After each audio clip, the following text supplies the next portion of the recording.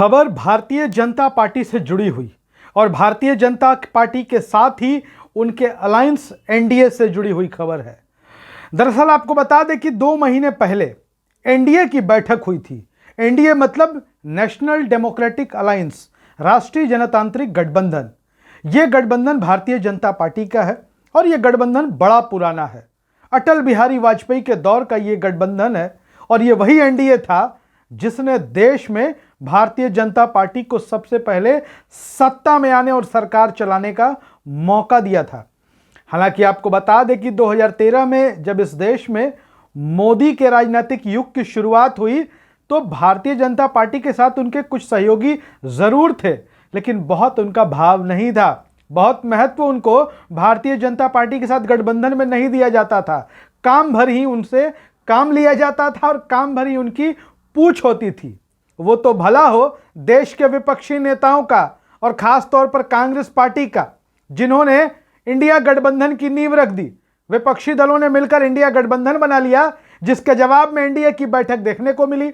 और एनडीए की बैठक के बाद बीजेपी ने यह दावा किया कि 38 राजनीतिक दल उनके साथ शामिल थे। अब उस 38 में से एक बड़ा दल, एक बड़ा महत्वपूर्ण दल भारतीय जनता पार्टी और उनके गठबंधन को छोड़कर चला गया और अब बीजेपी के साथ उस राज्य में लड़ने के लिए कोई नहीं है।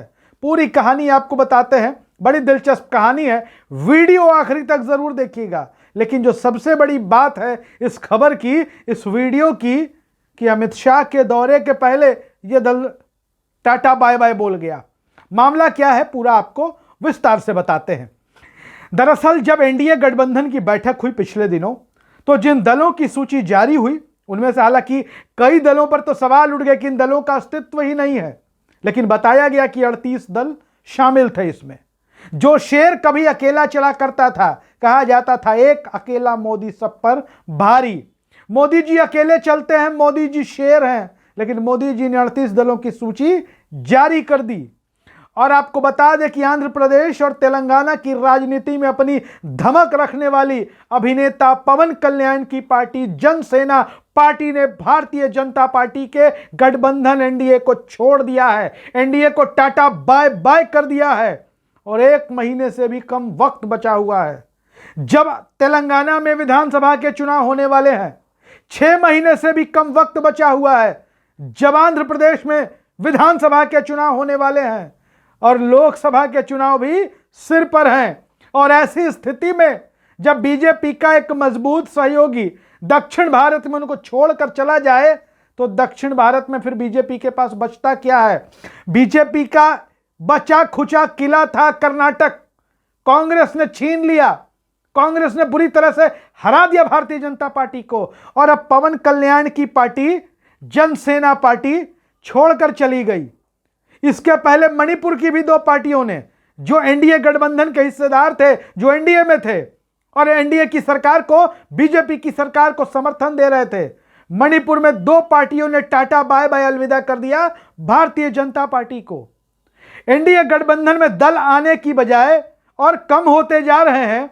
उधर विपक्षी दलों के इंडिया गठबंधन में दलों की संख्या बढ़ती ही जा रही है।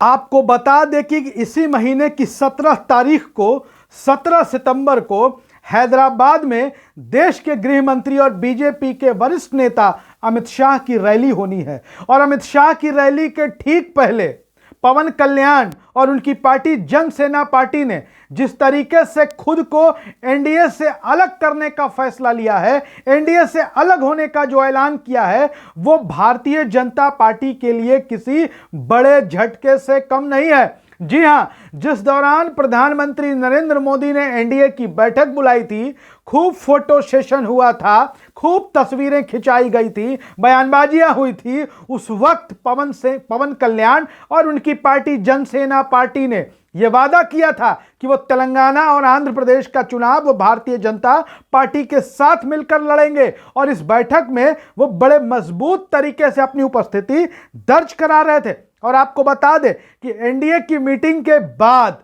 एनडीए की मीटिंग के बाद जैसे ही पवन कल्याण और जनसेना पार्टी के सामने यह मौका आता है कि वो अमित शाह की रैली में मजबूत भागीदारी सुनिश्चित करे और दक्षिण भारत में बीजेपी को मजबूत करने का प्रयास शुरू करे, उसके बाद ही जो राजनीति शुरू हुई और जो खबरें सामने आ रही हैं पवन कल्याण और जनसेना पार्टी के बीजेपी और एनडीए गठबंधन से अलग होने की, वह भारतीय जनता पार्टी के लिए किसी बड़े झटके से कम नहीं है। अब यह देखना है कि तेलंगाना वाली रैली, हैदराबाद वाली रैली अमित शाह की कैसी रहती है बिना जनसेना पार्टी और बिना पवन कल्याण के। आपको बता दें कि 1 महीने के भीतर ही तेलंगाना विधानसभा चुनाव की तारीखों का ऐलान हो सकता है। कभी भी चुनाव आयोग की प्रेस कॉन्फ्रेंस हो सकती है और प्रेस कॉन्फ्रेंस में तारीखों का ऐलान कर तेलंगाना में आचार संहिता लगाया जा सकता है। उधर तेलंगाना में कांग्रेस अलग जोर मार रही है। तेलंगाना में कांग्रेस खूब रैलियां कर रही है, दूसरे दलों के नेताओं को अपने दल में शामिल करा रही है। बीआरएस, बीजेपी सबको तोड़ने में कांग्रेस ने बाकी सारे रिकॉर्ड तोड़ दिए हैं। उधर कांग्रेस का अलग प्रेशर है और इधर कर्नाटक चुनाव के बाद दक्षिण भारत का माहौल बदला है। भारत जोड़ो यात्रा की वजह से भी दक्षिण भारत का माहौल बदला है और ऐसे में गठबंधन के सहयोगी का छोड़कर जाना बीजेपी के लिए कहीं से शुभ और अच्छा संकेत नहीं है। इसके साथ ही आपको बता दें कि आंध्र प्रदेश की राजनीति में जो बड़ा राजनीतिक घटनाक्रम हुआ है वो पूर्व मुख्यमंत्री और तेलुगु देशम पार्टी के प्रमुख चंद्रबाबू नायडू की गिरफ्तारी से हुआ है। और आपको बता दें पवन कल्याण चंद्रबाबू नायडू की गिरफ्तारी से खफा हैं और उन्होंने चंद्रबाबू नायडू का समर्थन किया है। और वाईएसआर जगनमोहन रेड्डी की जो सरकार है आंध्र प्रदेश में, उनकी इस कार्रवाई का पवन कल्याण ने विरोध किया है। और आपको बता दें कि उन्होंने कहा है कि आने वाले वक्त में वो तेलुगु देशम पार्टी के साथ मिलकर ही लोकसभा का भी चुनाव लड़ेंगे, तेलंगाना विधानसभा के चुनाव को भी लड़ेंगे और आंध्र प्रदेश के विधानसभा चुनाव को भी लड़ेंगे। तो तेलुगु देशम पार्टी को नया पार्टनर मिल गया, चंद्रबाबू नायडू को पवन कल्याण मिल गए, जनसेना पार्टी मिल गई। बीजेपी के हाथ खाली हो गए चुनाव से ठीक पहले। शायद समय का पहिया है, क्या कहें इसको। वीडियो अच्छा लगे शेयर करिए, अपनी राय जरूर लिखिए। धन्यवाद।